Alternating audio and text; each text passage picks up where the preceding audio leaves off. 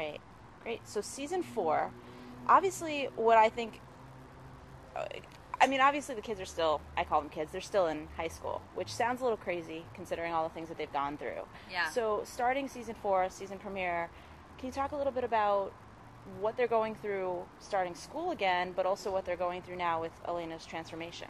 Right. Well, those are two huge things that are going on And in probably their very lives. different. Yeah, totally different. You've got the supernatural element, and then you've got the element that they're growing up into young adults, and the adjustment into adulthood is just as crazy. It can be crazier than the adjustment into becoming a vampire or the transition into a supernatural creature. So you get to see a lot of that. Like a lot of the beginning of the first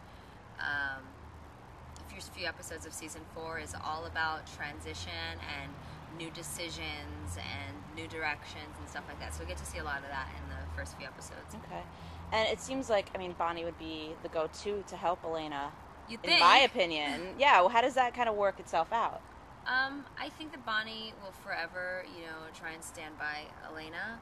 I also think that Bonnie is going to be in a predicament of her own very soon, and she's going to have to make decisions that might still benefit Elena, but are often kind of her own direction, and she's going to be making decisions on her own. Are these decisions about her particular future, or maybe just on a broader scale?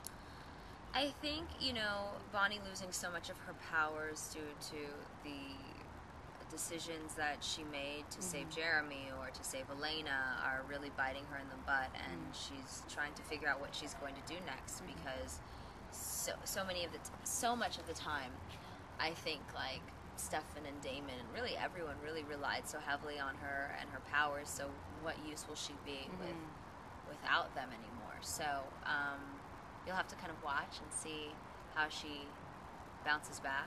Always really, when I started working on the character Bonnie, I started off with who is she, and that has to, like, remain throughout, whether she's, like, blowing things up or levitating something or whatever superpowers that she has. I think at the end of the day, I still have to remember that she's this young girl from this small town that has been around the same people her whole life and hasn't really left, and that she's just this girl that's encountered these experiences. She's not her powers, Okay. Now, we talked a little bit, you mentioned bringing Beremy back. So what does this look like for them potentially getting together again? Or, yeah, I mean... I wouldn't rule it completely out, but I do think that, she really, after everything I think that's happened in the past 3 seasons, I mean, she's really not felt that she's had a support system, just there. So once, I think, if he really shows that he's got her back and that she might warm up to him, but I can't really say the future of Beremy. Right. I don't know. I mean, he does have some competition, I will say that. Yeah. But well, I was going to say, it seems like maybe she needs someone older, and I know Professor Shane might stir things up in that way. He might. I mean, I don't think that if anything happens, that she would necessarily be expecting it. You know what I mean? I don't think she's out there looking for it. But speaking of him, I mean, he comes in, and theoretically, he could be someone to help her in a lot of different ways. So what does that early dynamic look like when we first meet him? Does she warm to him immediately? How does she react to this new guy in her life?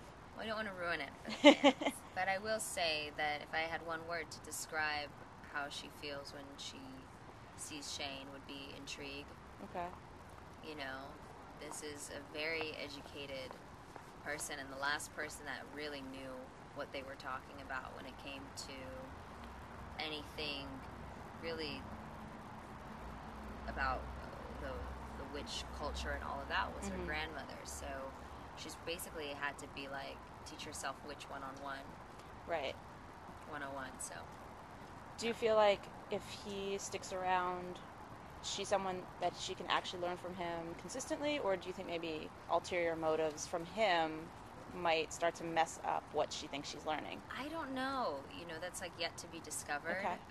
Because you're already pretty deep into the season. I just finished 6. So I don't really know what's going to happen with that. I mean, until there's a reason to not trust him, I can't imagine Bonnie being as paranoid Right. as I would be in that town.